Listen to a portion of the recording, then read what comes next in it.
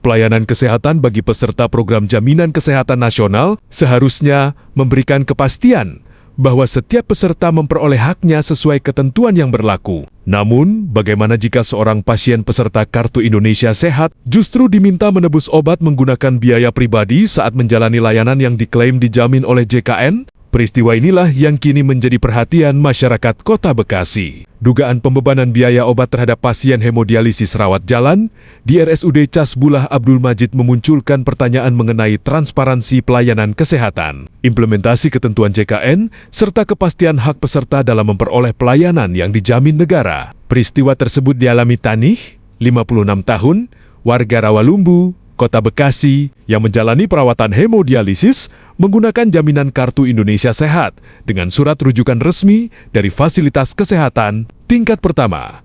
Namun di tengah proses pelayanan, pihak keluarga mengaku diminta menebus sejumlah obat di instalasi farmasi rumah sakit menggunakan dana pribadi. Han yang merupakan anak dari pasien menceritakan bahwa ia sempat mempertanyakan alasan obat tersebut tidak dijamin program JKN. Namun, petugas farmasi menjelaskan bahwa obat tersebut tidak ditanggung karena di luar paket pelayanan hemodialisis, sehingga keluarga tetap harus membayar secara pribadi. Saya langsung tanya ke orang tua saya, ke mama saya, buat apa mak duitnya? Ini bayar. Loh, kok bayar? Iya, ini bayar, obat ini di luar. Sehingga saya tanyakan juga ke bagian apotik pada saat saya mengambil obat itu. Terkait obat yang saya ambil ini apakah tidak di cover? Jawab orang apotik pada saat itu, ini tidak masuk dalam coveran BPJS. Pihak apotik ngomong seperti itu. Sehingga saya pun hanya bisa terdiam. Kalau memang tidak di cover ya mau nggak mau saya harus beli. Berdasarkan salinan resep yang diperoleh, terdapat beberapa jenis obat yang ditebus keluarga pasien, mulai dari paracetamol, sagestam, biokombin, hingga gentamisin.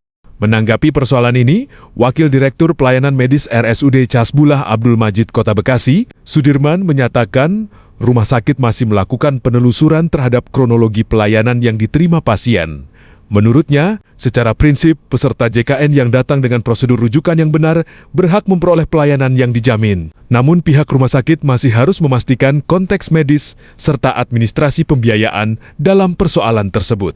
Untuk mengetahui kelima jenis obat yang menurut pihak RSUD tidak tercover oleh JKN, jurnalis Sinet News mencoba meminta penjelasan dari pihak BPJS Kesehatan Kota Bekasi. Namun BPJS belum bisa memberi tanggapan secara resmi.